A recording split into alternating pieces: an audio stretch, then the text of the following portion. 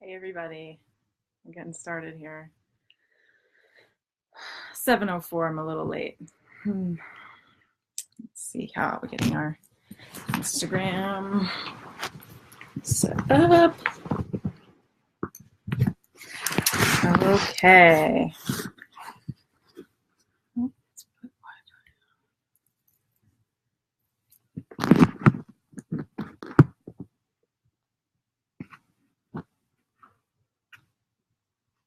All right. Happy Monday. Happy Monday. I just got back from a 10-day trip with my family, and it was really fun. And it wasn't necessarily relaxing. I tend to have a different idea of relaxation than most of my family members, which is totally fine. I just go to have a good time. So I want to share a story with you on that regard and what kind of inspired this week's Facebook and Instagram lives. So I'm vegetarian, and we were going to go to the shrimp trucks that on the North Shore of Oahu is kind of famous for their shrimp trucks. And if you're joining in, let us know where you're joining in from, and if you have specific questions on this topic, right? We're talking about family dynamics. Could be family of any sort.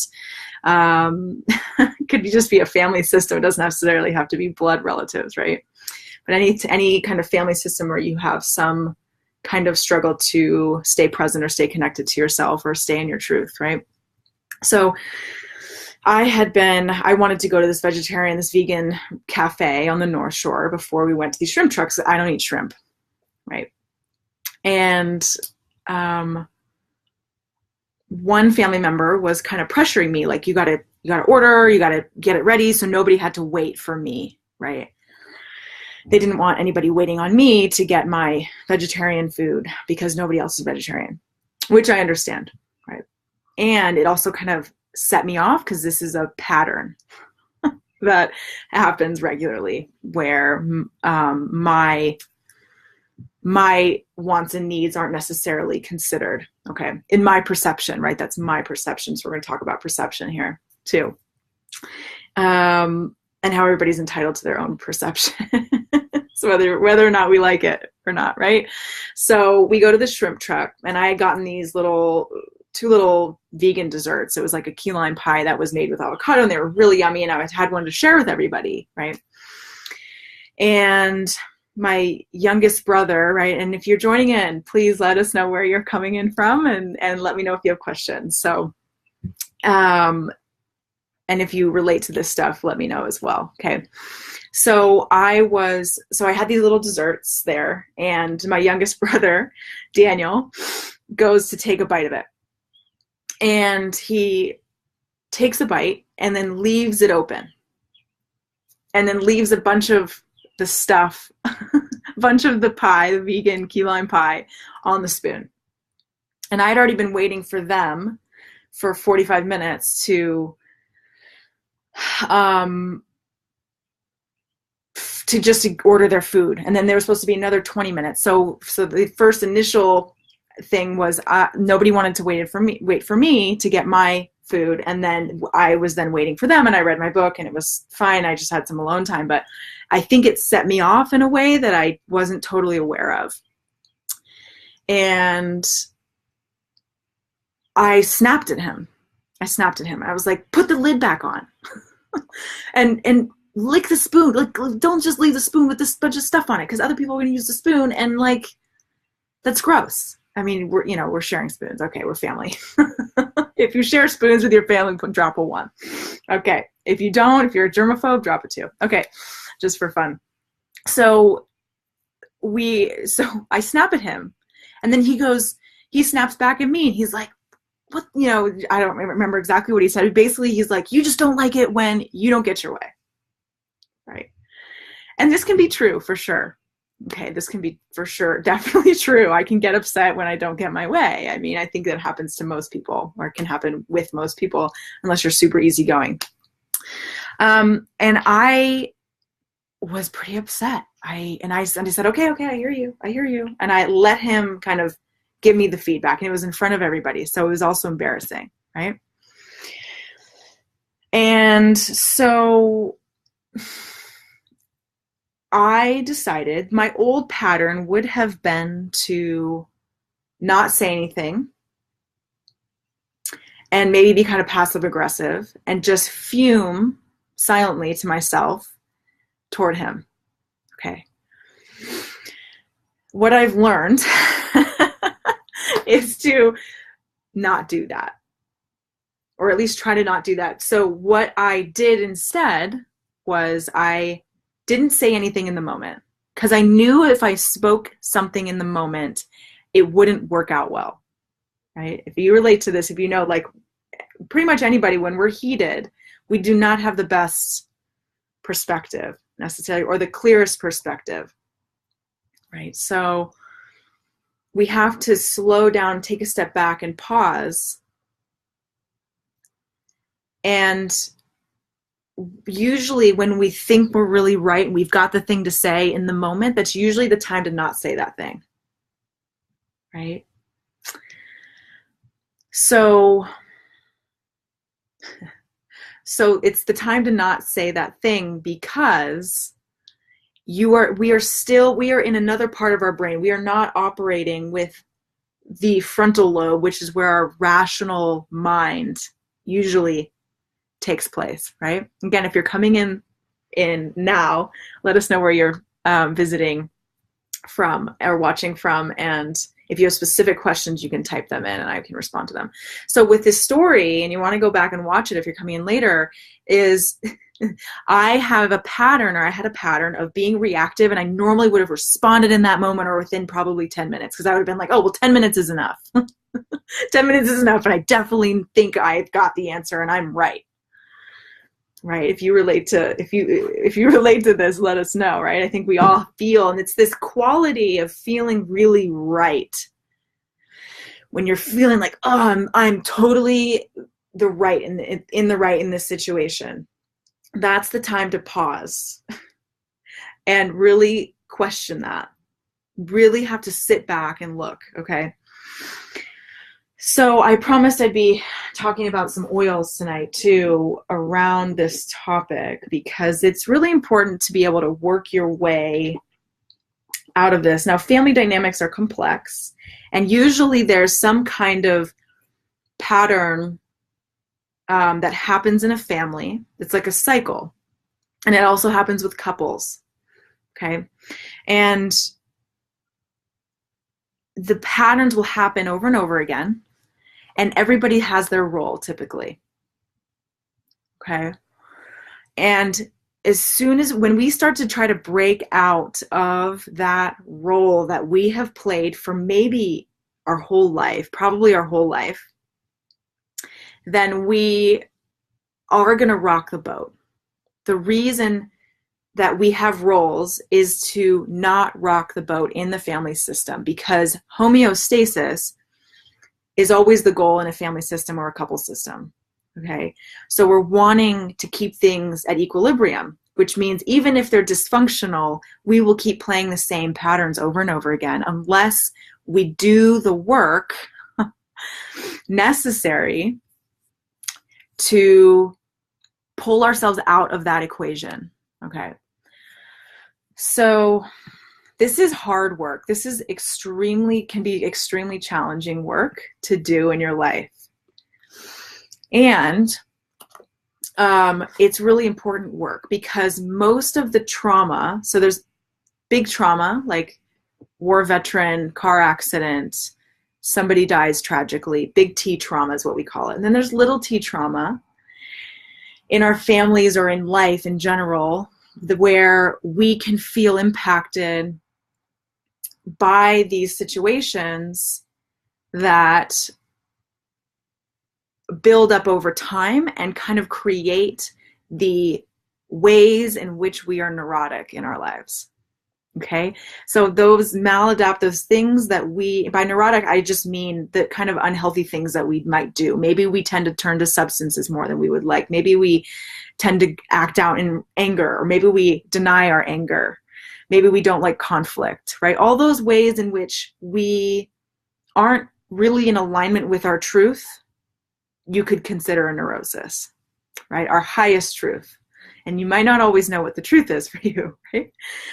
Because when we're stuck in that place of trauma, of family dynamics, of past history, it's really easy to stay stuck. Okay.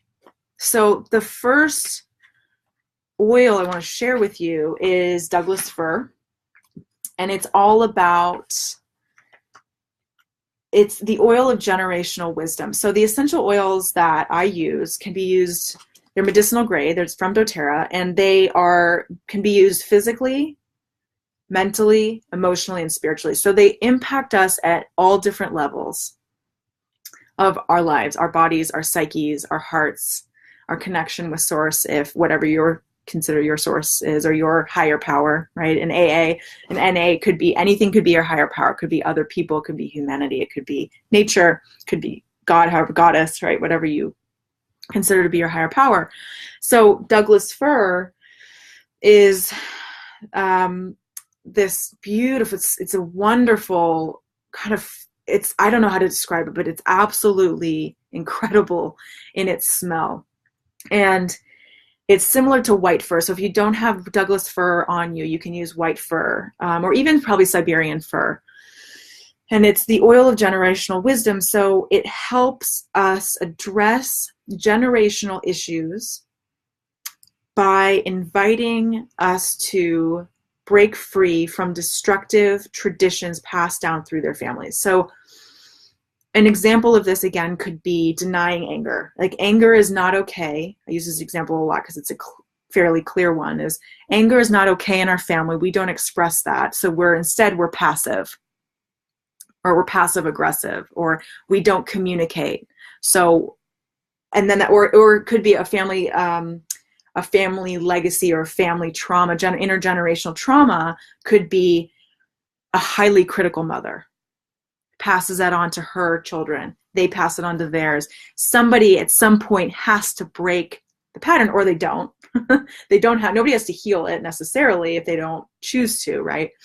But in order to be happy and free and break free from these patterns, we have to address the ways in which we have internalized these intergenerational patterns. So Douglas fir helps us live according to our own conscience and values by letting go of harmful patterns again, right? So teaches us that each generation can be a new life, new growth, and new beginnings.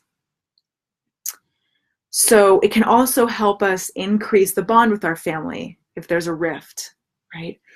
And the way that I would be using these oils to help with these kind of deeply set emotional patterns is when I'm in this place or in the work, maybe you're doing the work of healing an intergenerational pattern, let's say of criticism, and you're in that moment where you're noticing, oh, my mom did that to me and her mom did that to her, or could be abuse, could be anything, right? In that moment, when you're aware, try to be aware, take a breath, and you pull out your oil. And then a couple drops. Breathe it in. What is the new pattern that you want to create? Maybe if you're working to heal strong criticism through generations, you're trying to find a different thought of how could I be less critical in this moment? How could I maybe affirm this person instead in this moment?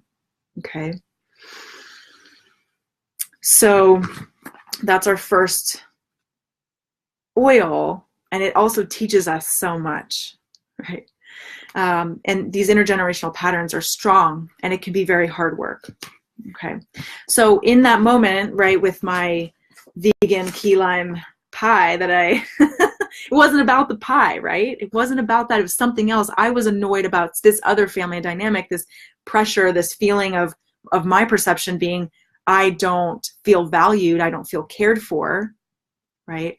So in that moment where it wasn't about the key lime pie, I can pull out cardamom. Cardamom is the oil of objectivity, helps us regain objectivity. It's a wonderful smell as well. Again, a few drops here, maybe behind my ears, behind my neck. This will help ground me back into my own experience of what's really going on for me. So rather than lashing out at a family member like I'm used to doing, I can take a step back.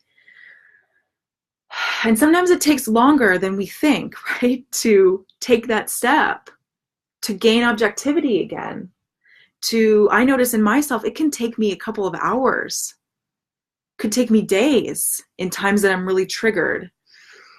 And the cardamom can really help speed that process, right? So it helps us regain objectivity, like mental sobriety. So we're not just being controlled by our emotions, by our triggers, and helps us find that self-control again. Again, it's activating that frontal lobe of our brain when we are in that triggered place, that what I like to call that hooked place. If somebody did something and I'm hooked by it, then I have to regain my sense of self-control. Okay. And so it also helps with anger. Cardamom is soothing for anger. And if you notice in Ayurveda, in the ancient medicine of India, that's a very powerful medical system, cardamom helps soothe pitta. Pitta is the fire quality that comes up in us when we're angry. So it's interesting that cardamom has this quality, right? So the essential oils, again, breathing it in behind our ears, behind our neck, maybe over the heart, wherever you feel. So if you can notice, slow down, notice, where do you feel the anger? Place it there. Usually people feel anger in their torso, in their belly, can rise up into the chest, go into the shoulders, into the arms, if you really pay attention to the anger. Okay. So, and then for boundaries, right? Melaleuca, or tea tree oil, and clove help us set boundaries. Clove is wonderful. It's spicy. You don't want to put it on your skin directly. You're going to want to maybe just breathe it in from the bottle itself. So you can open it up and just smell it in. Okay. It's going to be what we call a hot oil. So you don't want to put it, again, directly on the skin. But clove helps us let go of that victim mentality. So I could have stayed in that place of, oh, well, he just, just doesn't care. And I could have stayed with that narrative that I have, that he just didn't care and wasn't thinking about the fact that I was sharing my vegan key lime pie. Right? And it sounds so ridiculous, but in the moment, it was touching on something for me that, it just really got to me. Okay. And we all have these things, right? So think about what that is for you. It may not be your vegan key lime pie, right?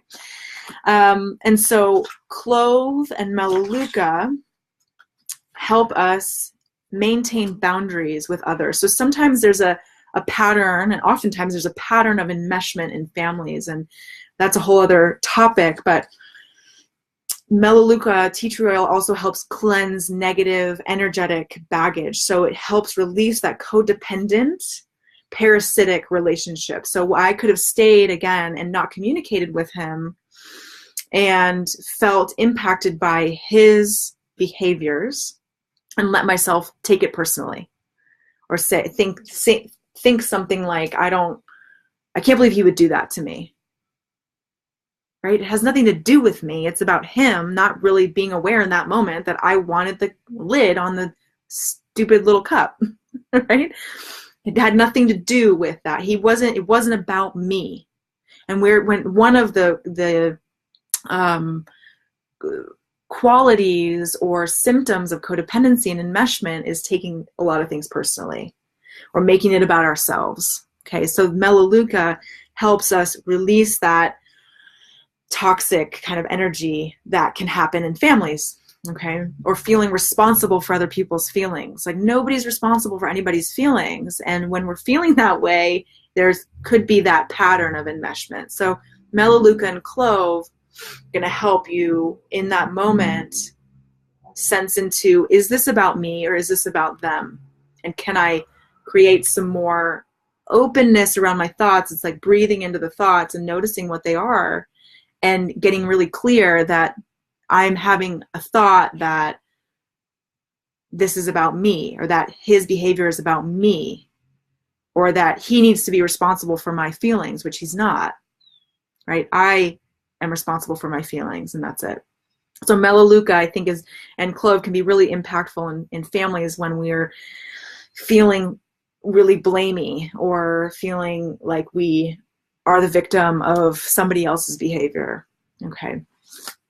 And then pettigrain can also go with Douglas fir. Remember, Douglas fir was the oil of ancestry, or of intergenerational healing, and pettigrain is the oil of ancestry, and it's also very soothing for the nervous system. So has a very woodsy smell, and it helps us illuminate patterns and tendencies of unconsciously repeating family mistakes. So again, that pattern of, let's stick with criticism, for instance, or denying our anger.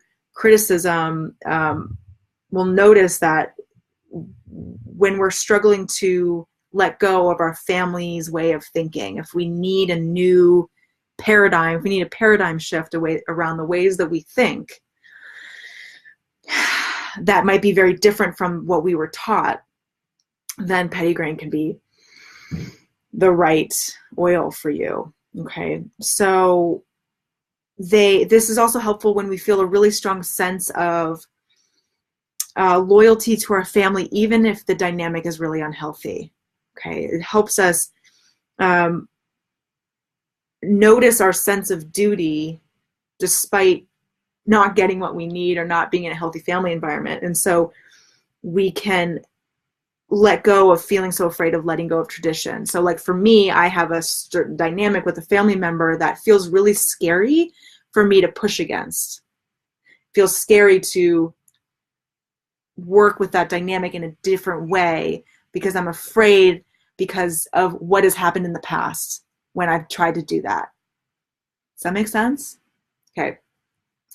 So that's pettigrain. And then frankincense is the oil of truth. Frankincense is an incredible oil, and it reveals deceptions and false truths and helps us let go of lower vibrations, lies, deception, and negativity. And I would say even passive aggression, because being passively aggressive is really about not being honest. You don't know. It's like when we don't feel safe enough to tell our truth, to be with our truth and communicate that, then we can go towards passivity or aggression, or we can combine them and not share what's really our truth. So frankincense, couple drops in the hands. Bottoms of the feet is really wonderful because it's very grounding. Breathe it in, back of my neck. A couple drops under the tongue also reduces inflammation in the body. Okay. And then vetiver is the oil of centering and grounding. So again, when we are feeling that trigger, that place of feeling disconnected from ourselves, from our truth, from trying to create a new family dynamic, but it's so hard because it's so ingrained, and anytime you try to fight against it, you get pushback. So vetiver and any centering practice is going to help you dial into what is it that I truly need right now. Maybe I need some alone time. Maybe I need to talk to somebody. Maybe I need to communicate with my brother, which I ended up doing in an assertive way, right? So vetiver is also really good for any kind of restlessness, any difficulty in focus. They've done clinical studies on it, and it helps with ADD and ADHD. Teachers are using it for that. So it's a very grounding, centering, again, oil that can connect you back before you react. Get clear on what is it that you need. Take the time that you need. So for me, what I needed was to talk to my brother directly and ask him give him the feedback about how his behavior impacted me and what he said and how that was hard for me and why. And I cried.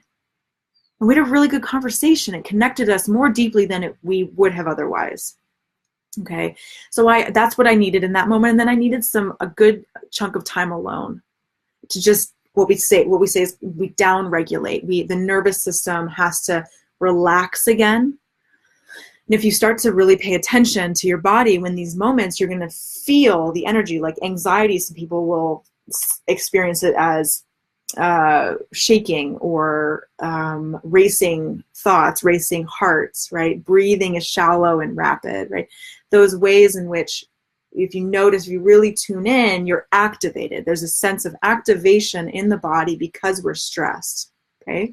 So vetiver, again, taking time will help you, and help taking time to really figure out and hone in on what is it that you need in this situation so that you can respond differently and start to heal these family patterns, okay? So you don't get pulled in every time.